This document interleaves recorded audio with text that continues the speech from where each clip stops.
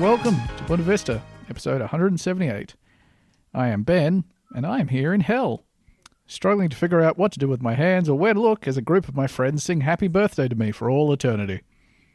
In the room over from me, perpetually overhearing a conversation in which two people are trying to recall the title of the 1994 Steven Seagal film On Deadly Ground, but completely unable to chime in and tell them what the title is because his mouth has been sewn shut, it's Andrew. Hi, Andrew.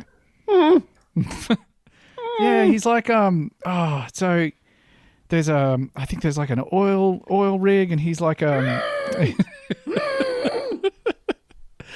not alone. In an adjacent room, existing normally in his own body, it's Theo. Hey. Hi, Theo.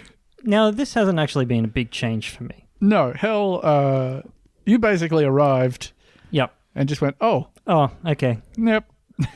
Still here. Well, figures. Okay. Do you want me to, should I, I'll just, yep. In this, I'm sort of standing in here, and there's a lot of people, there's actually quite a few other people in this room, and they're just talking to each other. And I kind of know them, but I haven't also been like properly introduced. And sometimes their body language will angle towards you as if they're including you in the conversation, but they'll never sort of make eye contact with you. No, yeah. And I'm not really sure whether, they might be in the middle of talking about something quite important, a cool story. I certainly don't want to interrupt. And they're talking about something you're sort of familiar with, but again, they're sort of turning away slightly. Maybe that's yeah. And you could sit down maybe, but those chairs are very close to those other people. I made eye contact. No, she's turning away. She's actually purposefully turned away. I don't think that's good, but so a couple of thousand years of that. Yep. A couple of million years of that. Basically an infinite amount of time of that. Mm-hmm. Yep. Oh, I've unpicked my lips. It was his directorial debut. Michael Caine clearly didn't want to be there. I might have, as I have many times on this podcast, confused On Deadly Ground with Fire Down Below. Well, it's reasonable. They're both environmentally themed movies. And this is definitely, we should talk about these at length for as long as possible because I know people love that. Look, I'll give you one bit of trivia. Yeah. One bit of trivia from On Deadly Ground. Seagal's directorial debut, in which he kills Michael Caine at the head of an oil company. Michael Caine doing the Australian-ish accent, sort of, kind of? He's doing an American accent for around 50% of the film. Yeah. He loves to give it a bit of a try. He just drops straight into Michael Caine for whole portions of it where he clearly is just not interested in what's happening at all. I mean, for his whole life, he has been hired to do the Michael Caine voice. So you can understand that it might be difficult for him to sort of branch out of that. Yeah. So there's a big speech at the end of this where Steven Seagal's character Forrest Taft goes to give a big speech about oil companies and air pollution and stuff to some UN-like body. Apparently, he filmed almost 40 minutes of footage for the environmental message at the end of the movie and planned to use it all in the final cut. After pressure from Warner Brothers and a disastrous preview screening where audience members booed, laughed, and made obscene gestures for the entire sequence, Seagal cut the final scene down to about 7 minutes. So this is kind of like... 7 minutes is still so long. In Atlas Shrugged, how there is a 90-page monologue from one of the characters, continuous, unbroken 90-page speech delivered. Except she didn't cut it. It's still in there. That is exactly what a libertarian dreams of, though. So I think we can say pretty conclusively, and I don't know if this was in debate beforehand or not, that Steven Seagal is a better artist than Ayn Rand. Yeah, I think so. You could probably do one of those judo flips on her as well. God, imagine it. Because Seagal, clearly by watching his movies and clearly by reputation, he also he works really stiff with stuntmen. Like he hits people really hard. He sucks big time. He's I don't know if he knows this, but you don't actually have to do that for the movie.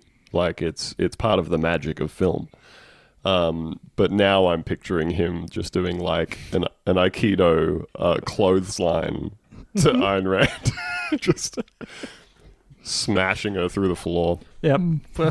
Putting her all the way through her like stack of manuscripts. I'm picturing him like fighting his way into hell just to do one powerful judo move on her, then climbing straight back out. Her hell is that she's trying to recite the 90-page monologue. Or it's just her friends and relatives asking for help moving. Yeah. I was like, no, I don't owe you anything. She's How stuck dare in an you. stuck in the waiting room of an Australian ER as people kind of come out of the ER and just say like, oh yeah, no, I'm all done. And they're like, cool, that's no charge. Do I need to fix anything up? No, you're okay. The state has taken care of you. She's just screaming. No! Doing the Darth Vader no. Oh, so since we are in hell, somebody has prepared for us, specifically, a presentation, which is the kind of thing you would be shown in hell, I think. Ben found this and sent it to me specifically to upset me. Yep, that's true. And it worked really well, to be honest. This is from Foursquare, a company that nobody understands. The last time I thought about Foursquare was their original thing was that you could sort of check into places and you ranked up. You'd be like, I am the mayor of this coffee club because I go there 3 times a day and I check in every time. Wait, are you ranking up by checking into the same place repeatedly, or are you Yes. ranking up by checking into lots of different places? So or it's sort some of combination of the two? It competitively ranked regulars going to the same spots over and over again. Fuck. So, yeah, you would be like, well, this is my coffee club. There's a guy who's trying to get better at it than me, but I come in here 1 extra time a day to pay $25 for a sandwich just to spite him. I'm the world leader in visiting the Dubbo McCafe. Yeah. Oh, so yeah, like it also seems, of course, like a concept that, like a lot of things, thanks to the monopolistic behavior of companies like Facebook and Instagram and stuff, has just become entirely redundant. Like it was the sort of, if I'm remembering correctly, the original kind of location-based service where you checked in and could say, I was at this place. Yeah. And now every social media service... Yeah, and then Facebook's like, oh, yeah, we'll just do that as well. What if Oh, we had hey, a thing I where you could invented that say, also. you're at a place? Oh, yep, there we go. It's that easy. Yep, so you can just tag yourself in there. So this is a post from Foursquare on the Foursquare website. And this is about their new brand. And this is a subject that is near and dear to my heart, having worked for many years in graphic design and web design, and worked at creative agencies and stuff like that, and also worked at companies that had creative agencies pitching brands to them. And it is a truly soul-rending process. Now, I think someone said just a bit ago that we're not really sure what it is that Foursquare does. Mm-hmm. But I think perhaps this will all become clear. Okay. Yeah, maybe With they'll this spell it out in this. Very well explained, All right. whatever this is. Shall I take us through the post? A new look and feel, introducing Foursquare everywhere. Rhymes. That's a great start. A word from Dennis. You guys, you're familiar with Dennis, right? The famous Dennis Foursquare. Classic Dennis. There cannot be like any billionaires named Dennis, right?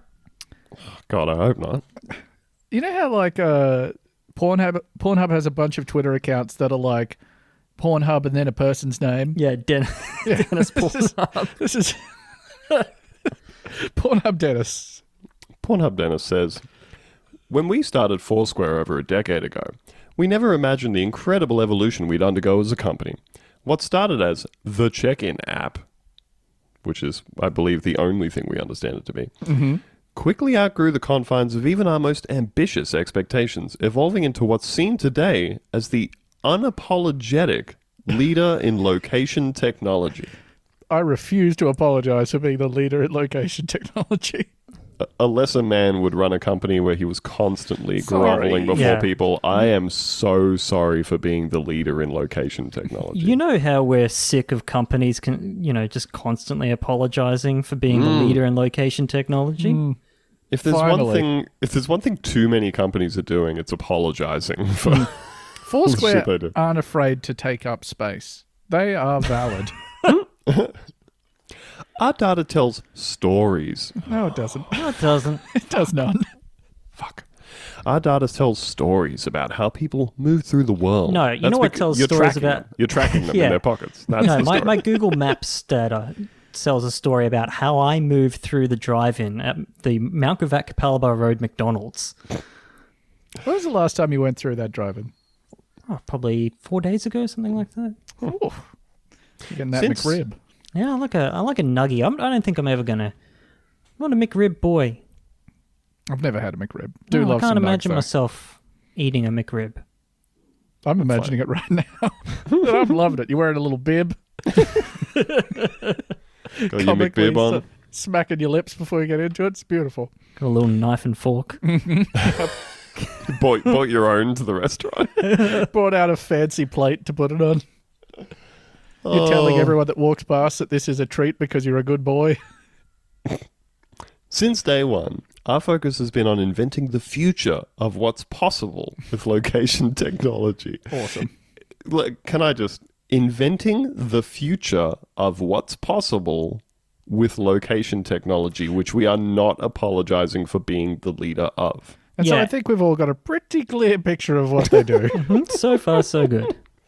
Today, our data and technology enable new mobile experiences across thousands of apps, improve advertising and marketing through a deeper understanding of people and places and all of their data that we sell, and help to shape the stories our customers and partners tell about their own brands. Customers love telling stories about their own brands. Love What it. the fuck is wrong with people?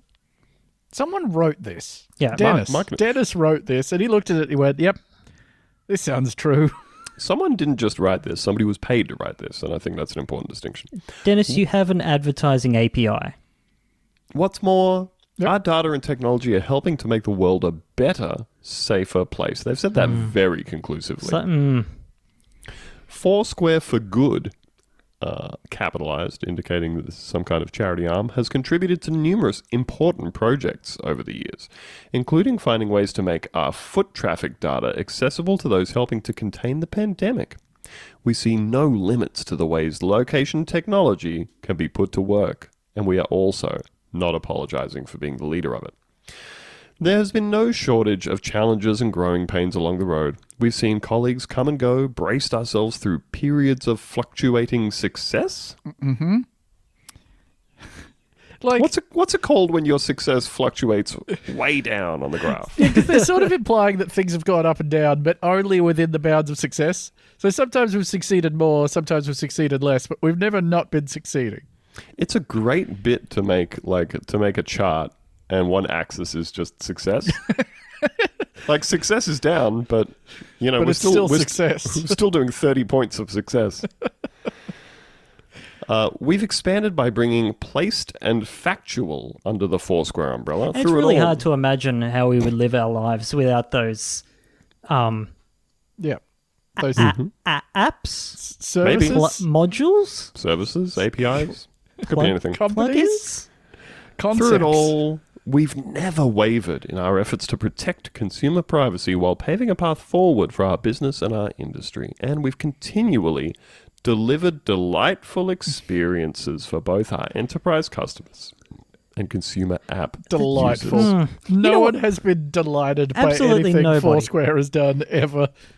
You know, the only thing that like delivers a delightful experience Hand is jobs. those hand jobs, those little packs of cards that have the nudies on the back of them. A cup that kind of starts off black, and when you put coffee in there, dissolves to show a picture, perhaps of a joke or of a cat or something like Or that. a Those are all nude lady, delightful perhaps. experiences, or perhaps a nude lady. You know what I else? think Are the those most- pens where you yeah, turn the the- pen upside down and the lady's clothes fall off. That is the original consumer delight experience. Is you turn the pen upside down What's this? and It's a where is pen her of a clothes? clothed lady. Well, hey. Whoa, whoa, whoa. Oh. What's going on here? Wait a damn second. I believe that's what led to the development of those bars you can put up in a doorway in the boots. You can hang yourself upside down, you know? for optimum upside down pen viewing experience. Well, she's only naked. She's only naked when the pen's upside down. So you want to But see you her want to see it nude and right side up. Yeah. I want to For see image As your processing brain reasons. slowly fills with blood. I'm about to pass out. I wonder how Does that Jack, count as autoerotic asphyxiation? how do you think jacking off goes? Autoerotic brain oxygen deprivation. How do you think jacking off goes if you're upside down and like your heart's trying to work the blood up there? You know. Well, you'd have to be careful with your aim. Unless... I think you've got a few concerns. Yeah. It's a lot. If you've ever done the Michael Keaton Batman upside down sleep and also jacked off, let us know how that went for you. Only to a nudie pen, though. I don't want to hear about it if it's to any sort of Wait, if weird you're like stuff. holding your laptop, like That's how Mike Pence burst that blood vessel in his eyeball. good on him for giving it a go. Honestly, Oh boy. Consumer Also how he delight. sleeps. Delivering delightful experiences for enterprise customers. I'll tell you right now, none of your enterprise customers have ever been delighted by anything you've done. And also, I was at a conference a week or two ago, virtually, of course. And there was like an experience design thing, and this guy was talking about how the language of designing, trying to design like customer delight, because that's been the phrase for a while. god damn. And it sucks. It sucks. And he was like, everybody stop saying that now. But part of this dude's presentation was about like designing for emotion, right? And but he was specifically going into things like, hey, if, redesigning part of the process in America for like submitting your taxes. And if you get to the part where it's like, do you still have a partner? And you have to say, no, they died. That you put something in there that says, hey, sorry. We're Sorry. sorry. Sorry about your... Hey, I'm sorry about your dead husband. We can just skip over that step. And that kind of thing is meaningful to people. It's not just going, hey, what if we had a nice gif of a thumbs up when you hit the button that allows us to track your every moment. And also, we can tell which restaurants you shat in by... Lingered in the toilets for a very long time. Yeah. Oh, his altitude just went down by 40 centimeters. Been there for 5 minutes. We can tell from his patterns of movement in his house that is the average time. When you've been through as much growth and change as we've been through, it doesn't More come change as than growth, I would say. doesn't come as a surprise that your brand, your identity as a company and culture, both internally and externally, must also evolve. Of course, rebranding is no easy feat. There's so much to consider. What story do you want the new brand to say about your company? What elements of the past do you want to preserve? And when is the right time to undergo such a massive undertaking? Finding the answers to these questions, and so many more, took months, and I'm assuming a lot of money. But here's a quick pass at the story of how we went from the check-in app, end quote, to where I feel we should be. An enterprise brand with swagger. When I think of Foursquare, I think of nothing but pure, unbridled, cock-swinging cool. We didn't wake up one day and realize we were no longer solely a consumer brand. In fact, our expansion into B2B and SaaS was strategic and intentional. But still, it hasn't always been easy to reconcile our consumer brand heritage with our accelerating success in the enterprise space. I hate these people so much. I just have nothing but contempt for anyone that's even peripherally involved with anything like this. I wish I didn't know what all of this meant. You know? Yeah, sorry. What I meant to say is I have contempt for you. I know. We needed a brand identity that paid homage to our heritage while simultaneously underscoring our credibility and instilling trust with both businesses and consumers. So you've gone the homage there. Yeah. It's an American guy named Dennis. He's not saying homage. That's true.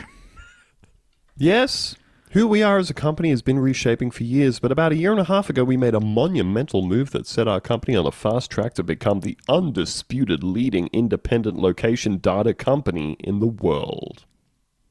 Cool. Then they did some acquisitions and some mergers and stuff. Recognizing that you have a bit of an identity crisis on your hand is one thing. Figuring out the way to solve the problem is a journey in and of itself.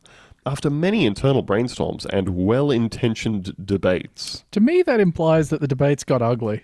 Yeah, Like, 100. Yeah. This is that Dennis exactly working through it. some stuff here of Yeah. like, yep, Several people left. there were some very, very deeply personal things that were said. They were well-intentioned, Charisse. Yep. The brand is swanky, not swaggery, you cunt. After many meetings with the experts over at PlayLab Incorporated. Oh my God. These fucks. PlayLab Incorporated is like the name of the company from the movie Toys, I assume. Yes, very You get much. in there, you get in the lobby, you sit down at a little like raw timber desk.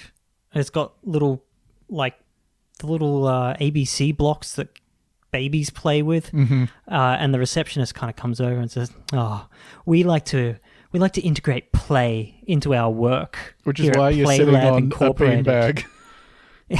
The ABC does stand for always be closing. But, so, after many meetings with the experts over at fucking PlayLab Incorporated, we came to 4 conclusions.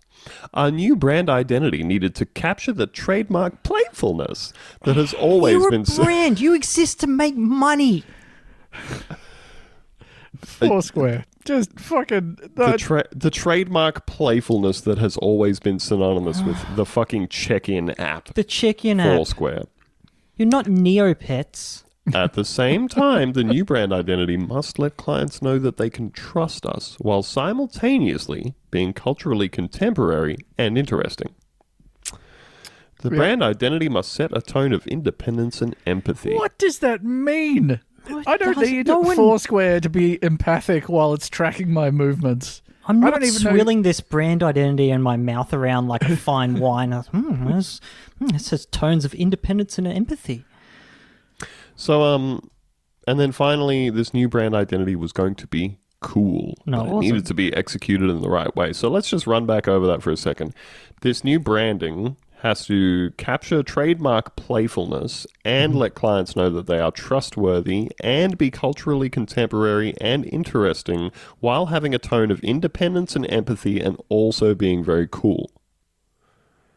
You know how you look at brands and you think, they've really nailed the 8 attributes they were going for? Fucking ridiculous. So fucking stupid. Introducing Foursquare Everywhere. After months of intense work, we arrived at a brand identity that we feel perfectly encapsulates who we are and where we are headed. The end result is a pared-back look that in its simplicity actually feels quite bold. Intentionally minimal in aesthetics, it's designed to scale as the company grows. The artifacts of Foursquare's previous life needed to be left behind. The colors, the typography, the logo, photography, and art direction move past where Foursquare was and show the public where we're going next. Contemporary, adaptive, credible. This brand identity is timeless yet contemporary. It's credible and independent, stands out from the crowd with authority and swagger. We present to you our new brand identity, which I will sum up to the people listening as the word Foursquare written in uppercase in a sans serif font. And not even like a nice sans serif font. It's nothing. It's just No. It's It's they. Okay, so what they had to do. This is coming from a professional perspective. Somebody wrote out Foursquare with caps lock on with Google Sans, maybe Helvetica. And they went, wow, that's cool. Also, that font is free and available to everyone else in the world. So they went and picked a licensable, paid-for version of a sans serif font that was as close to like Google Sans as they could possibly get, so that they could say, we are using a specific typeface that is part of our brand. How many hundreds of thousands of dollars do you reckon they spent? I would say for a company like this that has done a bunch of mergers and acquisitions and shit like that, I would guess, personally,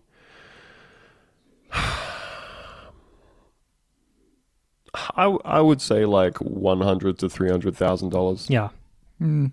Awesome. The font, by the way, is Authentic Sans. A desktop license costs you $100, which is probably in the upper kind of echelons for a single font. Right. If you Google Authentic Sans, the first thing Google tries to autocomplete is Authentic Sanskrit tattoos. Huh. Might just be yours. Might just be mine. Wait a second, this guy smokes weed. It learns some stuff. It learns some stuff from you over time, you know. But I think if you were to look up Authentic Sans and Google Sans and Helvetica, and then type out the word Foursquare in all of them in all caps, I think you would be relatively hard pressed to find any difference between them, except for maybe the Q. Maybe the Q's slightly different.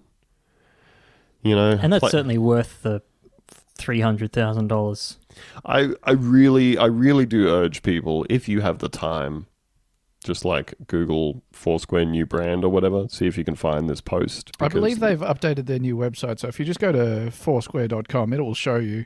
And it looks like, Theo, you would have been dealing a lot with this, but like the default sort of like Bootstrap or whatever, where they show you what a website can look like. Yeah, just using their grid layout, but with no style applied to it. That's what this looks like. 100%. It's for me it's, and there's another font that they've like paired it with for the body copy and stuff like that. Fucking awful. But yeah, so basically this whole thing is that they have taken a generic sans serif font and then like a generic like that sort of code looking font, like American typewriter, and that's it. They have one color, and they've paid a shitload of money for it, and it looks like Vice magazine in 2006. And nothing says contemporary and trustworthy like Vice magazine in 2006. One of the world's most trustworthy publications from one of the world's most current times, 14 years ago. God damn. Absolutely. Probably the 14th most current year, I would say. Just infuriating. Infuriating stuff. Are you tired of paying nothing for the same old superior quality free episodes of the Bunta Vista podcast? Do you want less politics and more content about diarrhea or animals gone wild? Are you tired of skipping through those hours upon hours of paid product placement for Mark Wahlberg film Shooter? Well, boy, do I have the offer of a lifetime for you. That's right, for just $5 a month, you too can be a premium VIP member of the Bunta Vista Patreon.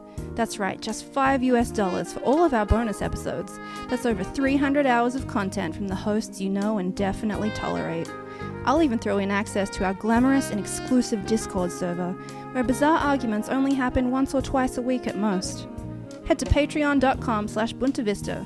Sign up in the next 5 minutes and I won't know because that's not my job, but you'll be enjoying the sweet satisfaction of supporting us, and we will love you romantically for it. That's my promise to you. Hey, this next segment, is this like a follow-up to a previous Omens and Portents? I don't know if we ever discussed in the first place. Oh, okay. No, we've certainly we covered a different mystery sound. We do love those. Long ago, on that was on the episode Jim's Wet Dome. I think any weird sounds we're up for. Love to hear. Should have some sort of weird sound corner, and I'm not talking about the entire podcast. Huh. Bit hurtful. This is from the New York Post. Ben, would you like to lay this one on us? I certainly would. Headline here is Mystery of Booming Sound in New Jersey Apparently Solved. It was Tony Soprano. No, I don't think that's true. Mysterious booming sound that's been rocking in New Jersey town is apparently the result of a homemade, quote, hail cannon designed by a vineyard owner to protect his crop from bad weather. He and police told the Post. Rob Butkowski, that is Butkowski of Hamilton, said he's been firing off the sonically loud cone-shaped contraption. You can just say loud. You can just say loud, yeah. Yeah, that's... we don't think it's like his style or something. Oh, so it's visibly loud contraption. So it's wearing a loud. very bad party shirt. It's loud in a sound sense? Yeah, Okay. it's a loud, sort of a sound kind of loudness. The sonically loud cone-shaped contraption, which blasts shockwaves up to the sky to break up cloud formations and scare away birds that nibble his grapes. Hey, Really, these just- birds are friggin' nibbling my grapes. And also, I want those clouds to fuck off. Just shoot the birds and be done with it, you know? Jeez. Seems like overkill, that's what I'm saying. It sounds like a jet going by, says Butkowski, 34. It's like the loudest thing you've ever heard. Just blew through your chest. It's amazing. He sounds Butkowski, surprised by the thing that he built. Holy shit, this thing is so loud. he is stunned by it. This kicks ass. Butkowski, who works in construction, said he made the 16-foot-long machine, quote, from scratch, using scrap metal from street sides and other objects because he was, quote, bored from all this COVID shit. Using directions he found online, he rigged a mixture of acetylene and oxygen in a propane tank to create an explosion that blasts from the barrel to keep icy weather at bay. For weeks, he's been Does it firing off the work? thunderous shockwaves. Does it work? I don't know. My gut feeling is no, but I am not a meteorologist. They're not saying that it doesn't work. No one has pointed this out in the article, no. For weeks, he's been firing off the thunderous shockwaves, which travel 30,000 feet in a 1.5-mile radius above his 5-acre plot, he said. Not really sure how that... So I think what how they're trying that to say is pans out. it goes 30,000 feet up within a 1.5-mile radius, which also doesn't make sense because they're describing a cylinder, which is not really how waves would dissipate. Yeah, I think they've just done a bad job describing that. You can see the split clouds apart. Okay. You can see the split clouds apart, he said. You can hear it rip. It's a very confusingly written You article. can hear the clouds rip, or You can hear... that doesn't seem right. You can hear it rip. you know that classic tearing sound a cloud makes. Oh, those clouds are ripping enough. Harrington Windy Police day, Chief- and the skies are full of the sounds of tearing clouds. This is all very strange. Hamilton Police Chief Kevin Friel said the cannon is responsible for the mystery boom that has baffled and frustrated nearby residents, many of whom have reported the sound to local cops. So, sorry. You know, the last time we talked about this, there was the mystery sound and they kept ringing into the police all the time, and they're like, we've checked it out. We've looked at all this, like every new report's in the same place. Strangely, every report from this is in a 1.5-mile radius around this guy's house. And then they go to this guy's house. He's like, yeah, that's my loud cannon. It's friggin' amazing. That's my cloud blaster. It's really loud. I'm shocked every time it goes off. You talking about the explosion machine? Yeah, that's it.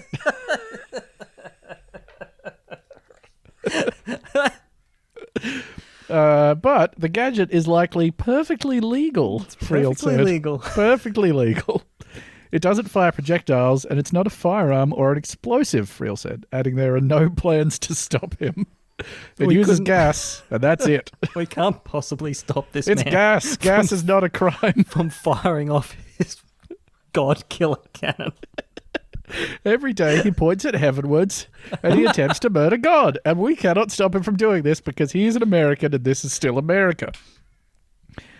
The only possible legal issue would be a noise violation after 10 p.m., which is moot because Butkowski stops using the machine around 8 p.m. 8 p.m. It's Jesus still quite Christ. late in the day to keep using your God killer. Like trying to put your baby to sleep. Sorry, sir. There's nothing we can do. It's 7:59. Shaking all the mortar out of between your bricks.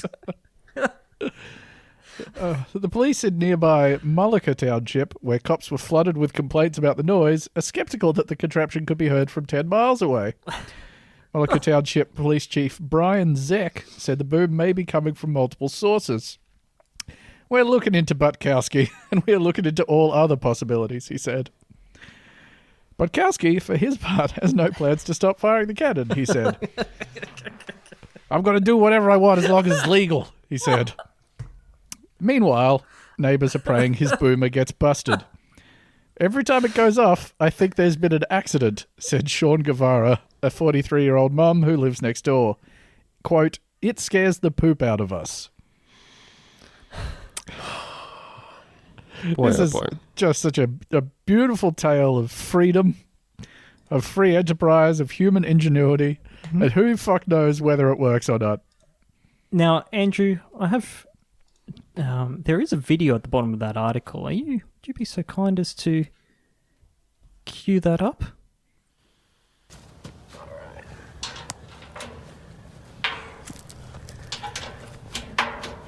Okay, it's good to go.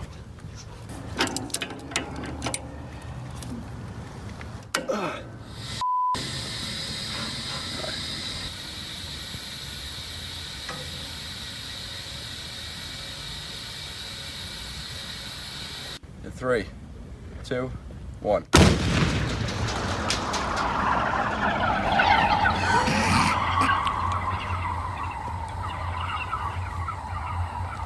Yeah, that was a little too much. Holy. You hear like I am not surprised they could hear that 10 miles away. That sounded like some sort of fucking alien craft I know. punching through the atmosphere. That is extremely disconcerting. my goodness. Imagine just being out for like an afternoon walk and just hearing that in the distance and just being like, oh, great, I'm going to get home and civilization will have collapsed. Fantastic. I'm just really imagining like what all of the local birds look like, you know, like half their feathers falling out. Just fucking so haggard. Terrified. Extremely upset all the time. Oh my goodness.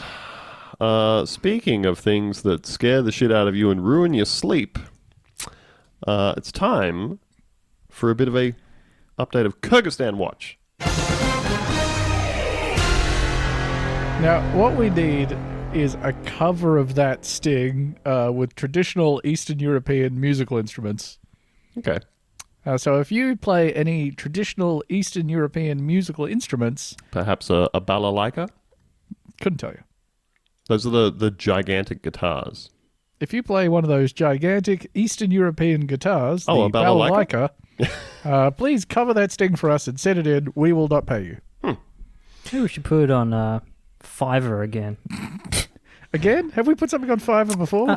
Friend of the show, Alex, got someone on Fiverr to make the worst ska cover of the Bunta Vista theme tune. It's All right, it's well, very we'll bad. put that up on Fiverr and we'll see how it goes. I wonder how many balalaika players there are on there. So we were talking about Kyrgyzstan a little while ago due to our skyrocketing numbers in that wonderful country. And we got an email from listener Aubrey who said, my girlfriend is Kyrgyz and I recommended to her the other week to download Toilet Cucked on Father's Day. Mm-hmm. That's an episode of this show. Because I'm trying to acclimatize her to our beautiful Australian culture. She did it on her iPhone, so she might be your Kyrgyz listener. She's not in Kyrgyzstan, but she's here with me in Ukraine. Maybe it showed up from some sort of earlier registration or something. This was followed up by another message that said, yep, we checked and it's her. Her Apple ID is still linked to a Kyrgyz bank card. Please meet your loyal Kyrgyz fan base, Bermet. So, like, what do you reckon the podcast market is like in the Kyrgyz Republic that one person subscribing to the podcast puts us at number 4 in the news category? Well, it's a theory at this point, you know. Could be hundreds of thousands of people. I don't want to... Could well be. Yeah. She can tell you whatever facts you need to know about Kyrgyzstan. For example, you might be familiar with the rise of Sadir Japarov to national leadership, but are you familiar with Al-Basti, the sleep paralysis monster who recently got a sexy makeover? Now, I was not familiar with Al-Basti, the sleep paralysis monster, so I immediately went and just spent hours reading about Al-Basti and various sleep paralysis folklore demons. So I thought I might give us a little primer on Al-Basti, if that's okay. Al-Basti, or Al-Qadai, is an ancient female spirit, the personification of guilt found in folklore throughout the Caucasus Mountains, with origins going as far back as Sumerian mythology. See, that's so interesting because over here the personification of guilt is Theo. And that goes back at least 30 something years. Decades. So in Sumerian folklore, a variation of the Al-Basti myth stretches back to Sumerian times as one of the names given to Lilith, the Talmudic first wife of Adam, cast out of paradise for her willfulness and independence. The worst qualities a woman can have. Demonic.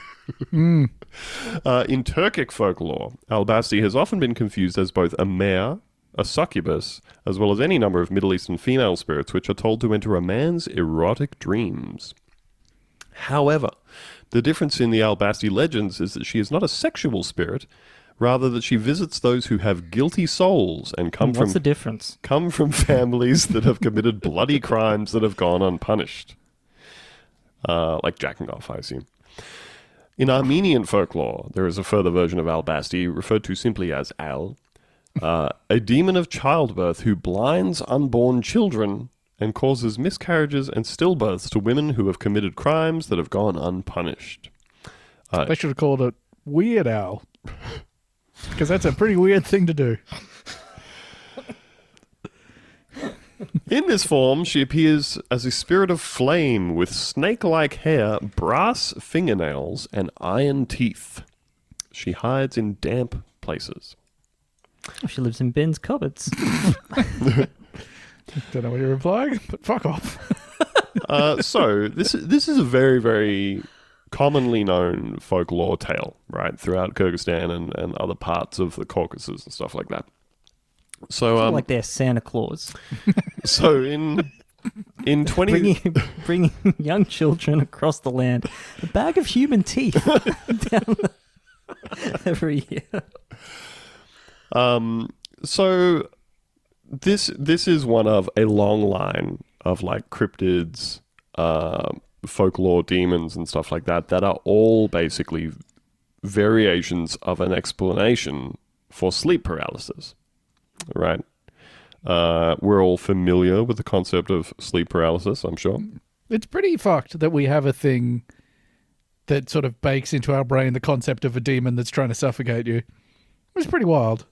Well, because there's the whole thing as well that apparently one of the common things that happens with sleep paralysis, right? So for anybody who is not familiar with it, it is basically where your brain starts to wake up from out of like deep sleep, but all of your motor senses and skills and stuff don't come back online, basically. So you become conscious, but kind of half asleep, and you can't move any of your body. But also, because you are simultaneously conscious and still in a bit of a residual dream state, you also see things that are not actually happening. And one of the most common ones that people see is a like dark figure standing nearby, often like in the corner of the room or perched up high or something, watching over them in a freaky deaky way. And understandably, people don't really care for it. There was a whole documentary about it. I'm trying to remember the name of it. Oh, hell. Whole documentary about people talking about like the different things that they have seen while suffering sleep paralysis and that sort of stuff. So yeah, like it's a thing that has been happening forever apparently, and in lots of different countries they came up with different explanations for this thing that was happening to people. And in Kyrgyzstan, it's Al-Basti. And in 2017, a pair of filmmakers decided to make a horror film about two Kyrgyzstani people who start to be visited by Al-Basti. So this is from Eurasia.net. My favorite website. This was sent to me by Aubrey. A recently released minute-long music video promoting an upcoming movie in Kyrgyzstan has provoked a swell of indignation about a perceived surge of impropriety among young women. The controversy is but the latest episode in a simmering public debate over conservative and progressive values. In the clip, a musical promo intended to generate chatter ahead of the release of Al-Basti, a horror movie hitting the big screen on June 1, Three young women sing in sultry anticipation of being visited by a boogeyman, the Albasti, the title character of the movie. While the So it's sort of like a Monster Mash type song. It really is. The guy is 100%... The person who's playing Albasti in this video clip, he's 100% like... He's dressed head to toe in black, and his head is all covered in black as well. But he's doing the dance of, you know, the animated GIF of the Halloween guy who's all dressed in black and has a jack-o'-lantern on his head. Mm-hmm. He's doing that dance pretty much the whole time. So three young women sing in sultry anticipation. While the movie is serious and dramatic in tone, the creators of the promo teaser opted for something more lighthearted. According to Kyrgyz storytelling tradition, Albasti, a mysterious and malevolent being, comes a-visiting while victims are sleeping and strangles them. But the singers in the promo clip turn the idea on its head, adding a sly implication of sexual mischief. Can I just, in anticipation, I classic really want combo. you to hold the phrase sly implication in your mind before hearing the following words. Okay. So here's some of the lyrics. Every night I lie in bed with my clothes off. He comes and I pretend not to see him. He crawls on top of me, all over me. And that is when it all begins. First Albasti plays with me, and then I play with him. Now, just to note, these are the translations of the Russian subtitles, right? And in the actual Kyrgyz, it's much more of like a deliberate double entendre. Oh, okay, sure. So Albasti, the Basti part of that, is a word meaning like to press, as in like a sleep paralysis demon. It comes in and presses on your chest in the night, you know? It's basically like calling him Mr. Squish. So they're saying like Albasti, as in the demon that presses on you, come and basti with me, is sort of what they're saying in the thing. Come press on me. So first he presses on me and then I press on him. Then I fuck him. Then I fuck that guy. I suck Albasti off. So when you hear in these lyrics, he plays with me. What they're actually saying is, you know, he presses on me and I press on him. If the readily offended conservative lobby in Kyrgyzstan were not exercised enough by those lyrics, and they were, some other verses, sung by an effete Albasti figure clad all in black, compounded the outrage. He continues, and I press with girls, and I press with boys, and I press with the old, and I press with the young. I even press with goats. The reaction from the online community was immediate and overwhelming. it went well. A response that took the creators of the clip by surprise. I'm going to butcher some names here, apologies. Rano Alimbayeva, one of the stars of the video, explained that their main aim was to advertise the upcoming movie. We have a movie coming out, so we decided to create a teaser made with a bit of black humor. Something for the over 18s, she said. A little something for daddy. Little something for daddy. The director of the clip said he was taken aback by the public outcry.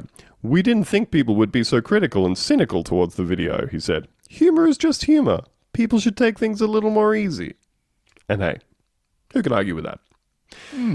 Critics were indignant at what they perceived as the licentiousness on display, and even worse, that the creators of the video had tainted a Kyrgyz folktale with themes of sexuality. Don't you dare make our strangled demon horny. The guy who comes in at night and strangles our young women. Don't make that sexual. No. I would say this was a total washout, said Umat Kalayev, a former member of the Academy of Sciences, listing his complaints. For a start, it was immoral. Second, don't they have any ideas what clips to film? Third, what kind of clownery is this? Good point. Fourth, you must not mess with otherworldly forces. This will come back to haunt you. Sorry, the title they gave him there, he was a former member of the Academy of Sciences? Are they referring to the Academy of Sciences as in the Academy Awards? Isn't that what that's called? Like the people who get to vote on the They get to Oscars? vote on the science. They Is get that to what you're vote on saying? what's true. Yeah. Isn't that? Is that what I'm talking about? I have no idea. I assume this is some sort of government science body, but I could be wrong. Yeah, I think you're probably right. What clownery is this? What clowner is this? This immediately makes me think of that fucking Tommy Lee Jones speaking to Jim Carrey on the set of Batman Forever. I cannot sanction your buffoonery. Quite a few people online seem to share his views. Some accuse the three women in the video of being little better than prostitutes who had brought shame on the nation. Few things that... Alright.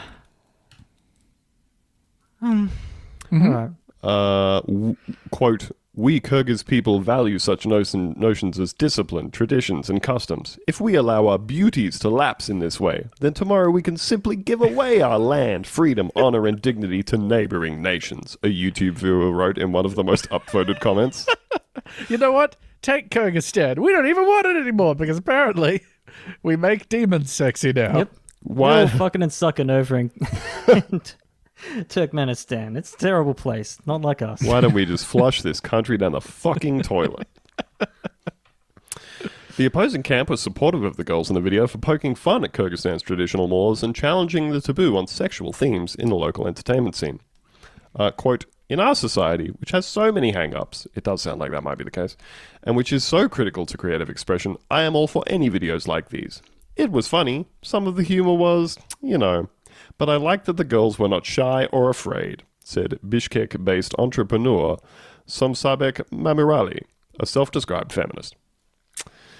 Look, at least it's going over okay with some people. Yeah, it wasn't funny, but it made me horny.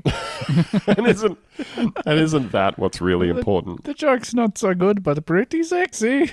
Pretty sexy, and I am feminist.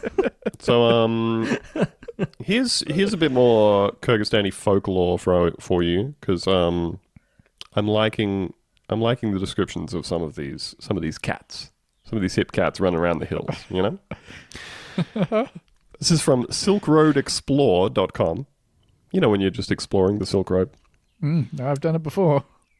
Since ancient times, Kyrgyz children have been frightened by stories of an angry old woman who is the local equivalent of a vampire. According to legend, the old woman has a copper nose, sneaks up on hunters spending the night in the mountains, pierces their jugular vein with her nose, and drinks their blood. Good God. Is 100% a bloodborne enemy. Yeah. During howling winter snowstorms that can tear the felt off of yurts, grandparents tell stories of her to show what can happen to naughty little children. It sounds like a vaguely salacious thing that you would say about someone, but like she could tear the felt off a yurt. Al-Basti, of course, who we're all familiar with, is an evil mythical creature that all Kyrgyz people learn about from the earliest days of their childhood. She comes to a person in their dreams and begins to choke them. According to other local legends, there's a mountain spirit called Devon. In Western Australia, they call it Polony. We watched Final Destination the other day, which Eleanor loves, and God, Devon Sawa looks like shit in that movie.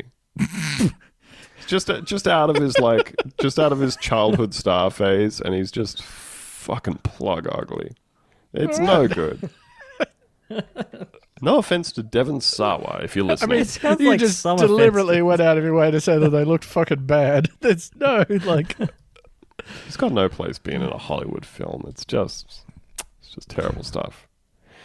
But I retract my apology if he's like a big MAGA guy or anything like that, There's a mountain spirit called Devon that lives in the mountains around Lake Isikkul. He's something of a mountain troll. Devon can cause rock slides if you trespass onto his territory, and he is said to collect and store countless treasures of precious stones in nearby caves. Good for him. I'm not really, I can't really get what's the message here? Don't go there, but also if you do, Pretty tempting. countless treasures. Stay away. I mean, unless you want some of those wonderful precious stones. Well, I have a few more sleep monsters here, and some of them, again, very mixed messages. Okay, this is from the website for Brooklyn Bedding. Yeah, and that's not a mattress store. That's a sex website. This is a sex website.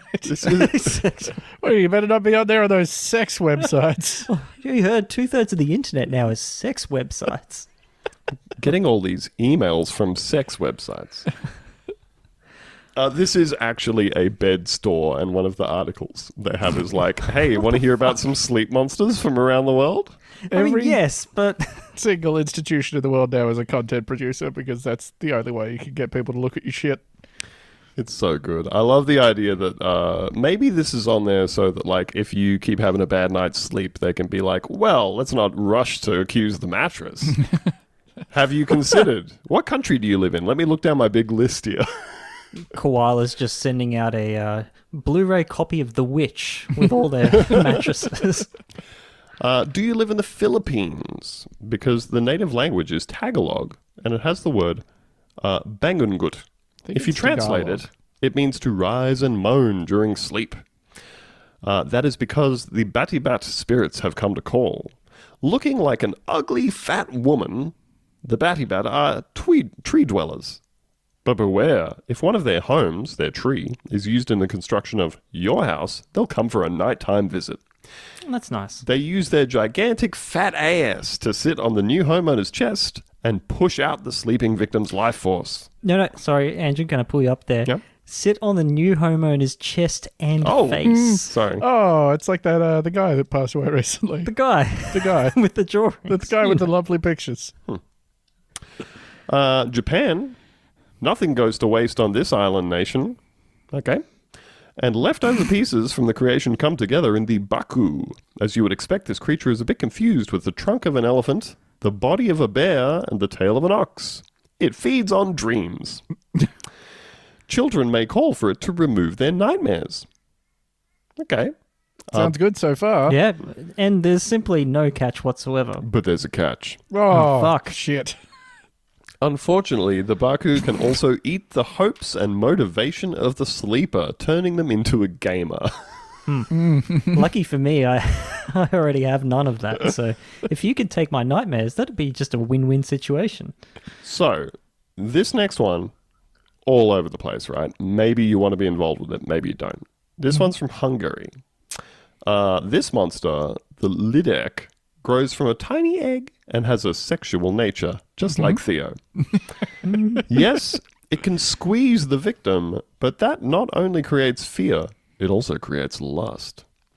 This gender-shifting demon, yes, sucks blood and robs the victim of his or her strength. Sounds pretty bad. But if they fall in love with the victim, they will bring them hoarded gold. Sounds pretty good. Yeah. Maybe I don't mind, like, having a little bit of my strength sucked out if there's a big pile of gold somebody brings to me.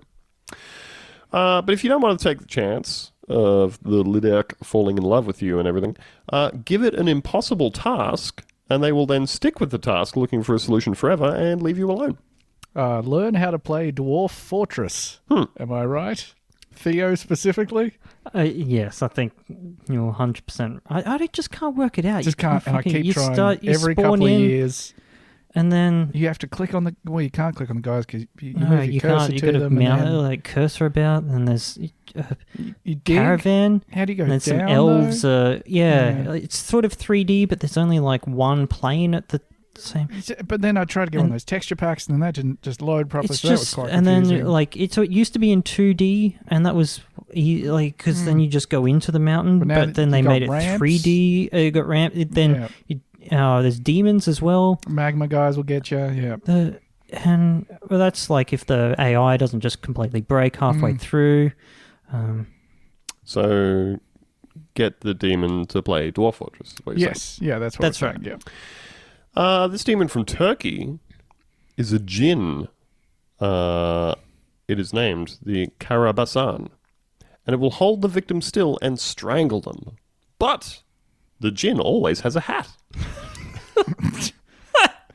And if you can get the hat, the djinn becomes a genie and will do anything you want.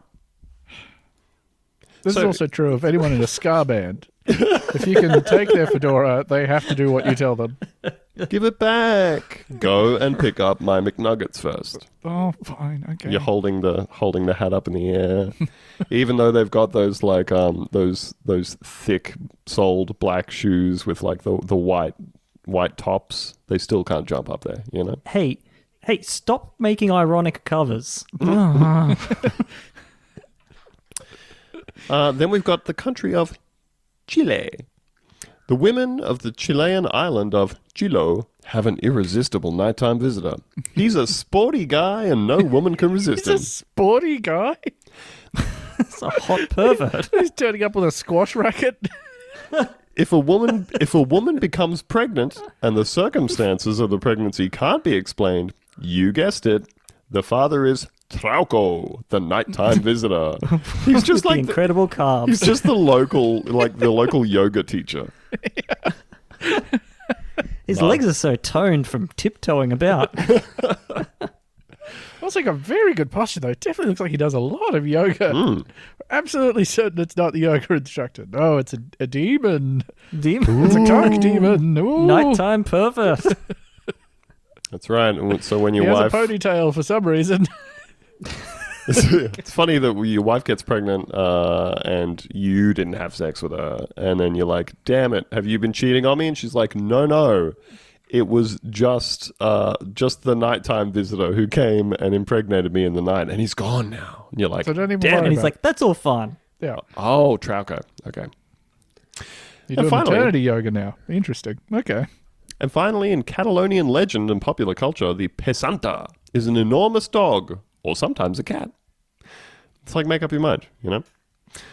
And it goes into people's houses in the night and puts itself on their chests, making it difficult for them to breathe and causing them the most horrible nightmares. The pesanta is black and hairy with steel paws, but they have holes in them, so they can't take anything. So That's fine. it's just such a fun detail. Oh, it's causing me horrible nightmares, but at least it can't take any of the change in the bowl next to the bed. It can't jack my shit because it falls through the middle of its paws. Yeah. Oh, yeah, I'm looking at some illustrations here, and that is just a hole. He tried to take my car keys, fell straight through, clattered on the floor. Idiot. So I'm going to just paste an image into the chat here. This is, it's a black dog with holes in it, but something about the art just suggests in every way that the person who drew it wished it was furry art. Well, and I think if you kind of zoom in a little bit there, you will see that this picture came from deviantart.com, Oh, wonderful website. the site for perverts. Yeah. Well, look, terrible visitor to get if you don't like having bad dreams, but probably great to get a hand job from, you know? Some ways to avoid this creature: spread some millet in the threshold of your bedroom, Okay. place a broom next to your bed, or pronounce some words that will force it to count all the stars in the sky. Tell us which words those are. Hey, could you just quickly count all the stars in the sky? Sure, no If you problem. could I action think- that One, straight away by two. close of business, that'd be sick. Thank you. Maybe that could be the impossible task that you give to the Ledurk, you know? Hey, just count all the Until he stars in the sky. finishes. You Might be a dumb, really quick you dumb counter. bitch. Sorry, I've got one more image here, just in case you didn't get it the first time around. And I'm aware this is sort of an audio medium. So First hopefully, we're Theo, hearing about it. Theo, but- maybe you can describe this. Oh, okay. So we've got a bit of a split image. There's two parts to this image. The first is a boy in a bed. He's sort of sweating or crying, eyes closed, and there is three of the Pesanta. Pesanta? Is that Sure. right? Paisano, I believe. Yeah. No, Pethanta. It's from Oh, of course. Yeah. Catalonia. Yeah. One of them's looking quite happy. Another one is standing on the child, and there's sort of blue, like steam or mist coming out of its front two paws, and then the last one's looking quite coy, Sort of bashful almost. sort of bashful. And then in the second part of this image, again, child sweating in the bed, same demon dog, now with glowing blue eyes, that same mist coming out of his mouth, looking just more aggressive. I don't really know the story it's trying to tell here. I'm confused Now- as to the folklore. Well, certainly also because the images sort of overlap. It's hard to tell whether this is intended to be a chronological sequence or if there are or twins. Twins. One of them's getting attacked by three And Posada. twins, etc. No. Yeah, hard to say. Well, So that's just something to think about. That has been your Kyrgyzstan update. So, you know, something to if think you... We've all learned a lot. If you're having terrifying nightmares where you feel that something is pressing on your chest, making it difficult to breathe, maybe you're waking up but you can't move any of your limbs, you're trapped in a horrifying nightmare in the prison of your own mind. Maybe just crack open a book, try and figure out what your local one is. Maybe the demon has a hat you could snatch, some kind of deal you could make. You could maybe even be getting rich. You know? So Or you could fuck him. Yeah, you could maybe suck or fuck the demon. Get sucked or fucked by the Get sucked demon. or fucked, yeah. I mean, it couldn't hurt A lot of them don't seem to... if you're not sure. A lot of them really don't seem to mind who they're sucking or fucking, so your chances are pretty good. I guess what I'm saying is, you know, you gotta look on the bright side. You know, you can't be a victim. You can't be a victim all your life. You got to say, hey, how can I turn this situation around to my advantage? How can I steal this genie's hat? How can I suck or fuck my way out of this? Yeah. How can I get sucked, fucked, left with a big pile of gold, and then send this idiot demon off on an impossible quest? You know? We can give you Ben's address. Uh-huh. Yep. Well, that's it, everybody. See you next time. Bye. Bye.